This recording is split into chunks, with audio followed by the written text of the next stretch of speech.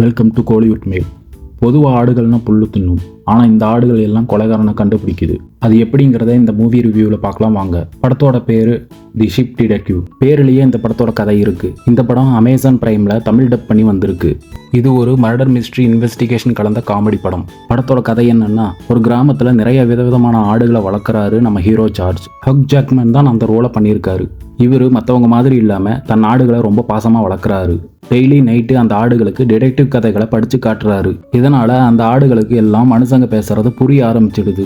அதுங்க எல்லாம் பயங்கர புத்திசாலியாக மாறிடுதுங்க. ஒரு நாள் ஜார்ஜை யாரோ கொலை பண்ணிடுறாங்க. அங்கே வர்ற போலீஸ்னாலையும் அந்த கொலையாளியை கண்டுபிடிக்கவே முடியல. அப்புறம் என்ன, நம்ம ஹீரோவோட ஆடுகள் எல்லாம் சேர்ந்து எங்கள் எஜமானரை கொன்னது யாருன்னு கண்டுபிடிக்க களத்தில் இறங்குதுங்க.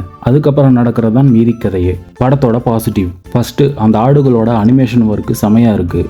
நிஜ ஆடுகள் மாதிரி செம்ம க்யூட்டாக இருக்குது. அதுங்க கொடுக்குற எக்ஸ்பிரஷன் எல்லாம் செம்ம காமெடியாக இருக்குது. ரெண்டாவது பாசிட்டிவ் வாய்ஸ் ஓவர் தான். தமிழ் டப்பிங்கில் அந்த ஆடுகளுக்கு கொடுத்த வாய்ஸை கேட்குறதுக்கு செமையாக காமெடியாக இருக்குது. கண்டிப்பாக எல்லோரும் என்ஜாய் பண்ணுவாங்க. படத்தில் வர காமெடி சென்டிமெண்ட் எல்லாம் நல்லா ஒர்க் அவுட் ஆகிருக்கு. கிட்ஸ் அண்ட் ஃபேமிலிக்கு கண்டிப்பாக பிடிக்கும். படத்தோட நெகட்டிவ்: பெருசாக ஒன்றும் இல்லை, ஆனால் படம் சில இடத்துல ஸ்லோவாக போகும், அவ்வளவுதான். மற்றபடி இந்த படம் ஃபேமிலியோட குழந்தைகளோட ஜாலியாக பார்க்குற ஒரு ஃபீல் குட் மூவி. தாராளமாக பார்க்கலாம். இந்த படத்துக்கு நாம் கொடுக்குற ரேட்டிங் 3 out of 5. மீண்டும் வேறு படத்தோட மூவி ரிவ்யூவில் பார்க்கலாம். மறக்காமல் சப்ஸ்கிரைப், லைக், ஷேர் பண்ணுங்கள். பாய்.